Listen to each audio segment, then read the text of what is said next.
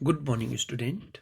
आज हम class 10th का chapter number 3 pair of linear equation in two variables की एक्सरसाइज 3.2 का क्या करेंगे, इंट्रो करेंगे कि हमारी जो 3.2 एक्सरसाइज है उसमें एक्चुअली में जो क्वेश्चंस आएंगे हम उसको क्या करेंगे, सॉल्व कैसे करेंगे। ठीक हो गया। तो हमारे पास जो मेथड है एक्सरसाइज 3.2 में पहला क्या है, graphical method to solve pair of linear equation in two variables, यानी कि हम pair of linear equation in two variables को ग्राफिकली कैसे सॉल्व करेंगे, यानी इसका सॉल्यूशन कैसे फाइंड आउट कर सकते हैं।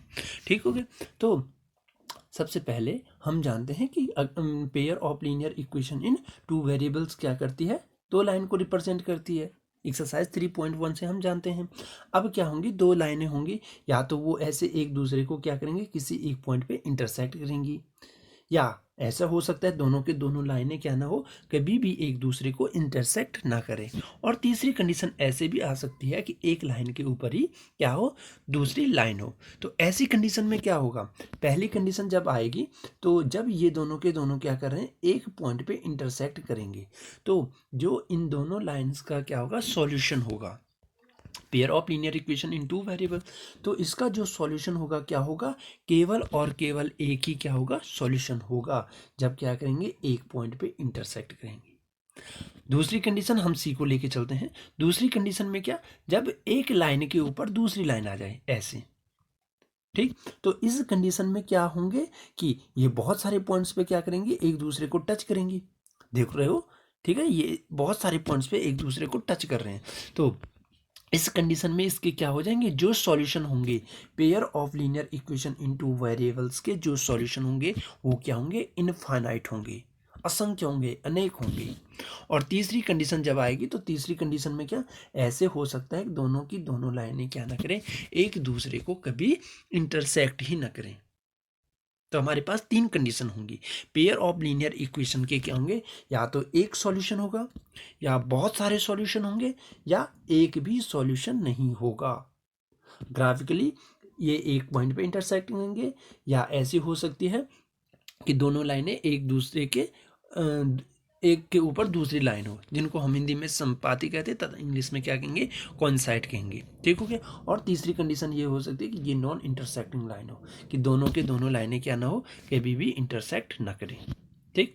तो अगर हम इसको एल्जेब्रिकली देखते हैं, ठीक हो गया, अगर हमारे पास क्या है, linear equation, pair of linear equation in two variables है, किस फॉर्म में है, a1x plus b1y plus c1 is equal to 0।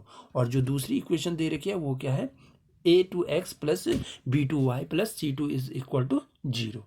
तो इस कंडीशन में जब हमारे पास केवल और केवल लीनियर इक्वेशन इस फॉर्म में दे रखे होंगे, तो हम सिंपल सा ही पता लगा सकते हैं कि क्या, कि जो ये दोनों की दोनों pair of linear equation in two variables हैं, इसके सॉल्यूशन कैसे होंगे। तो पहली कंडीशन क्या, पहली कंडीशन देखते हैं कि इसके क्या होंगे, केवल और केवल एक ही सॉल्यूशन होगा।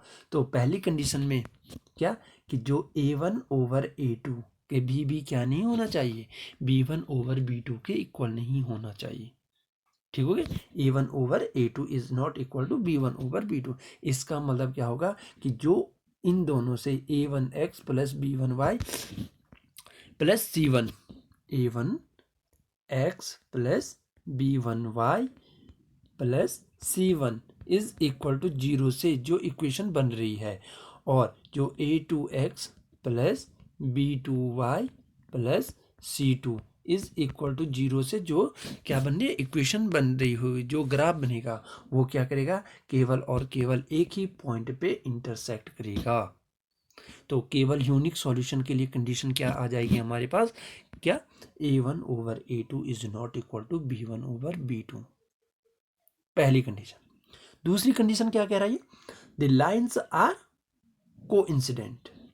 कोइंसिडेंट मीन्स कोइंसाइड कर रही हैं, यानी संपाती हैं, यानी एक लाइन के ऊपर क्या है, दूसरी लाइन है। ठीक है, एक लाइन के ऊपर दूसरी लाइन है। तो इसकी अगर हम एल्जेब्रिकली बात करें तो क्या हो जाएगा, a1 over a2 is equal to b1 over b2 is equal to c1 over c2। अगर ऐसी कंडीशन हो जाती है कि a1 over a2 is equal to b1 over b2 is equal to क्या, c1 ओवर c2, तो इसका मतलब क्या होगा, इस पेयर ऑफ लीनियर इक्वेशन के क्या हो जाएंगे, इनफाइनाइटली मैनी सॉल्यूशन हो जाएंगे। ठीक है, तीसरी कंडीशन देखते हैं कि द लाइन्स आर पैरेलल।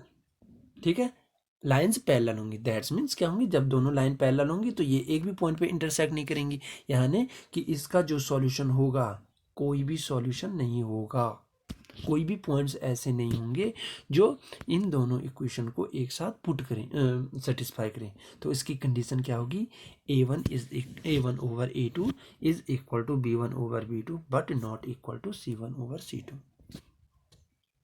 ठीक है, क्लियर। ठीक, ये तीनों चीज़ें आई थिंक कि आप लोगों को क्लियर हो चुकी होंगी कि जनरल यानी यूनिक सॉल्यूशन की कंडीशन क्या होती है, A1 over A2 is not equal to B1 over B2।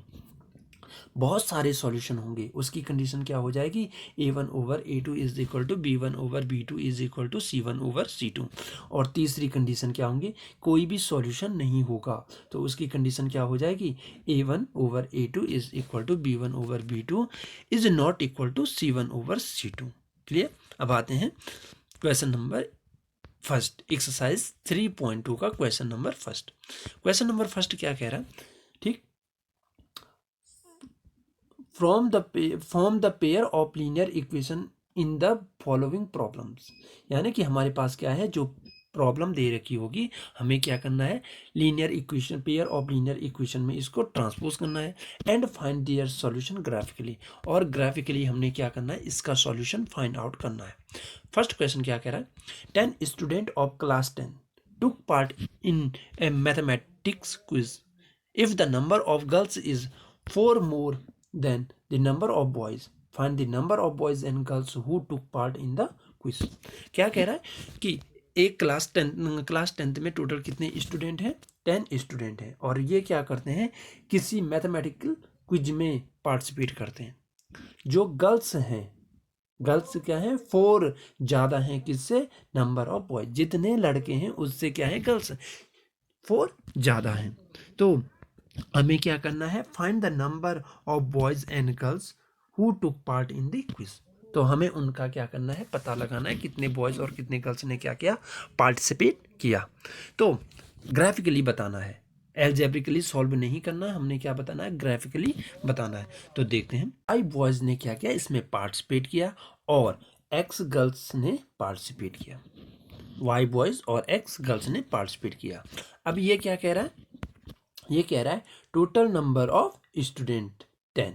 तो टोटल नंबर ऑफ स्टूडेंट कितने हैं, इन दोनों को ये याद रखना कि एक्स क्या है, गर्ल्स हैं, और वाई क्या है, बॉयज हैं। टोटल नंबर ऑफ स्टूडेंट कितने हैं, 10। ठीक, therefore x plus y is equal to 10, यानी जितनी गर्ल्स और जितने बॉयज हैं अगर उनको ऐड कर दें तो कितना आ जाएगा, 10। क्लियर। ठीक, अब अकॉर्डिंग टू क्वेश्चन, क्वेश्चन क्या कह रहा है, जो गर्ल्स हैं, गर्ल्स हमने क्या, गर्ल्स ये है और ये बॉयज हैं, ठीक है, वाई बॉयज हैं और एक्स गर्ल्स हैं। तो जो गर्ल्स हैं, गर्ल्स क्या है, बॉयज से 4 ज़्यादा हैं, तो x is equal to, girls क्या है, बॉयज, बॉयज में अगर 4 जोड़ दें तो वो क्या देंगी, हमारे पास गर्ल्स का नंबर दे देंगे। ठीक हो गया, बॉयज में हमने 4 ऐड कर दिया, तो y प्लस 4 इज इक्वल टू एक्स। ठीक, तो इस y को हमने क्या किया, लेफ्ट हैंड साइड में ट्रांसपोज किया, तो x minus y is equal to 4। ठीक, ये क्या बन गया, हमारी इक्वेशन सेकंड बन गई। अब क्या करेंगे हम, इक्वेशन फर्स्ट और सेकंड को क्या करेंगे, ग्राफिकली रिप्रेजेंट करेंगे। To represent this equation graphically from first. ठीक हो गया, इन इक्वेशन को ग्राफिकली रिप्रेजेंट करने के लिए इक्वेशन पहले से x plus y is equal to 10 दे रखा था, तो y की वैल्यू कितनी होगी, 10 माइनस एक्स। तो x की वैल्यू 0 रखेंगे तो y की वैल्यू कितनी, 10, यहाँ पे रख लो इस वाली में। ठीक हो गया, x की वैल्यू यहाँ पे 0 रखेंगे तो y की वैल्यू 10 आ जाएगी, x की वैल्यू 10 रखेंगे तो y की वैल्यू कितनी आ जाएगी, 10 माइनस 10 0 आ जाएगी। नेक्स्ट वाले के लिए देखते हैं। ठीक, x minus y is equal to 4, तो y is equal to 6 minus 4, x minus 4 होना था, सॉरी 4, एक मिनट है, ये क्या होना था, x माइनस 4 होना था ये। ठीक, ये यहाँ पे 6 की जगह क्या होना है x माइनस 4। तो x की वैल्यू जैसे हमने 4 रखी, y की वैल्यू कितनी आ गई 4 माइनस 4 इज इक्वल टू 0। और x की वैल्यू जैसे हमने 6 रखी तो 6 माइनस 4 इज इक्वल टू कितना आ गया 2। अब इनको क्या करना है, हमने ग्राफ पे रिप्रेजेंट करना है। तो ग्राफ पे सबसे पहले 0 और 10, ठीक हो कि ग्राफ पे सबसे पहले किस पॉइंट को रखेंगे 0 और 10। तो 0 और 10 हमारा ये पॉइंट हो गया 10,0। तो 10,0 कौन सा पॉइंट हो गया, ये पॉइंट। अब इन दोनों पॉइंट से होते हुए हमने क्या करनी है, लाइन ड्रॉ करनी है, ठीक। सेम अब हमने क्या करना 4 और 0, तो जो ये पॉइंट है 4 और 0 को क्या किया रिप्रेजेंट किया। उसके बाद 6 2 को हमने क्या किया रिप्रेजेंट कर दिया। तो फिर इन दोनों से होके जाने वाली लाइन हमने ड्रॉ कर दी। तो ये क्या कर रहे हैं, एक पॉइंट पे इंटरसेक्ट कर रहे हैं, एक पॉइंट पे इंटरसेक्ट कर रहे हैं। तो यह पॉइंट क्या हो गया, सॉल्यूशन हो गया। और इस पॉइंट की अगर हम क्या करते हैं वैल्यू देखते हैं तो कितनी आ रही है 7 और 3। यानी जो गर्ल्स हैं, गर्ल्स की वैल्यू हमने x मानी थी, तो x गर्ल्स की नंबर कितनी आ गई 7 आ गई। और जो बॉयज़ हैं उनके नंबर कितने आ गए 3। तो 7 + 3 is equal to 10। I hope कि ये ग्राफिकली समझ में आया होगा। इसी का क्वेश्चन नंबर 2 करते हैं, ठीक है। क्वेश्चन नंबर 2 क्या कह रहा है, 5 pencils and 7 pens together cost 50। हमारे पास 5 पेंसिल हैं और 7 पेन। जब हम इनको क्या करते हैं एक साथ खरीदते हैं तो हमें जो कॉस्ट पड़ती है कितनी पड़ती है 50 रुपीज़। जबकि अगर मैं क्या करता हूँ 7 पेंसिल और 5 पेन को एक साथ खरीदता हूँ तो कितने की आती है वो 46 की। तो हमें क्या करना है, एक पेंसिल और एक पेन की हमने कॉस्ट फाइंड आउट करनी है। क्लियर। तो सबसे पहले हम क्या लेट करके चलेंगे, let the cost of one pencil x and cost of one pen y। जब एक पेंसिल की कॉस्ट x रुपीज़ है तो 5 पेंसिल की कॉस्ट कितनी हो जाएगी 5x। अगर एक पेन की कॉस्ट 5 रुपीज़ है तो 7 पेन की कॉस्ट क्या हो जाएगी 7 × 5 करते ना। तो वैसे ही एक पेंसिल की कॉस्ट है x रुपीज़, तो 5 की कितनी हो जाएगी 5x। और एक पेन की कॉस्ट है y रुपीज़, तो 7 पेन की कॉस्ट कितनी हो जाएगी 7y। अब ये क्या कह रहा है, ठीक।